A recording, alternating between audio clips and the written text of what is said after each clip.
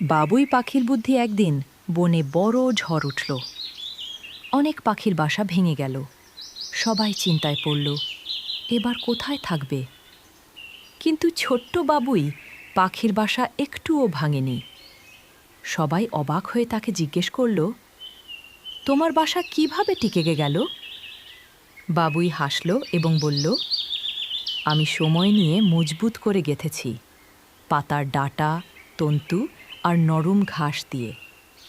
যে কাজ যত যত্ন করে করা হয়, সে কাজ কখনো সহজে নষ্ট হয় না।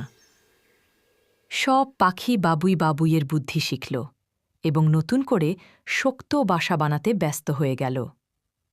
শিক্ষা: যে কাজ ধৈর্য ও যত্ন নিয়ে করা হয়, সে কাজ কখনো সহজে নষ্ট হয় না।